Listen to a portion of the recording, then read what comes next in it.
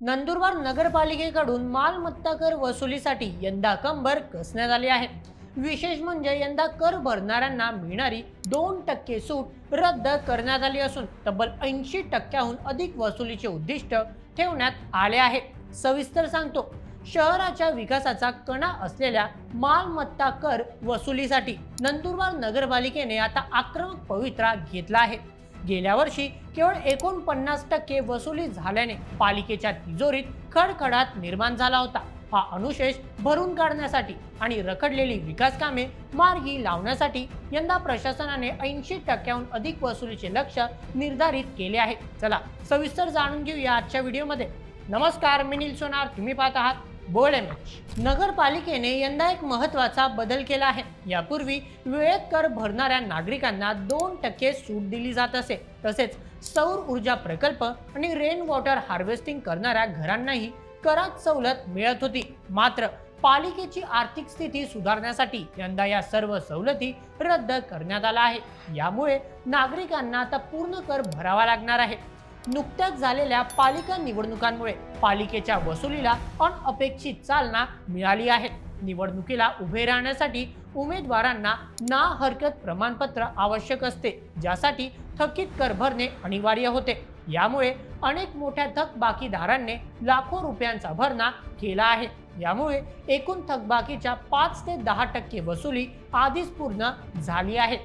सध्या नंदुरबारचे मुख्याधिकारी म्हणून प्रशिक्षणार्थी जिल्हाधिकारी शिवशांशू सिंग कारभार सांभाळत आहेत। त्यांच्या मार्गदर्शनाखाली फेब्रुवारी आणि मार्च महिन्यात विशेष वसुली मोहिमा राबवल्या जाणार आहे। प्रभागनिहाय पथके स्थापन करून मोठ्या थकबाकीदारांवर आणि शासकीय कार्यालयांवर लक्ष केंद्रित केले जाणार आहे। अनेकदा आपल्याला प्रश्न पडतो की आपण आपल्याच घराचा कर सरकारला का द्यायचा, हे समजून घेण्यासाठी मालमत्ता कराची प्रक्रिया आणि त्याचे महत्त्व जाणून घेणे अत्यंत आवश्यक आहे। चला तुम्हाला सविस्तर सांगतो। सर्वप्रथम जाणूया मालमत्ता कर म्हणजे काय।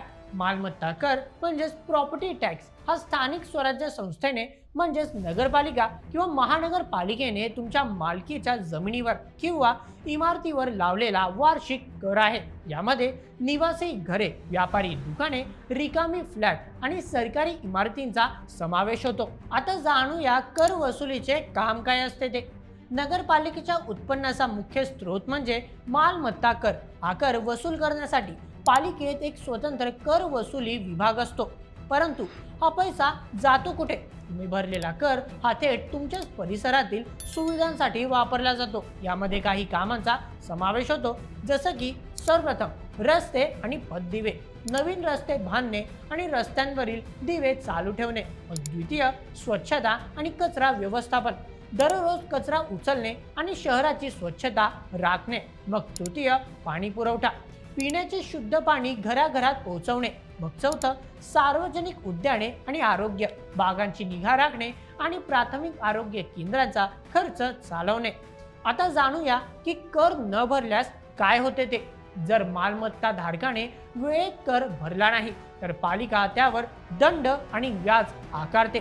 तरीही कर न भरल्यास पालिका नळ कनेक्शन तोडणे, मालमत्ता जप्त करणे किंवा मालमत्तेचा लिलाव करणे यांसारख्या कायदेशीर पावले उचलू शकते।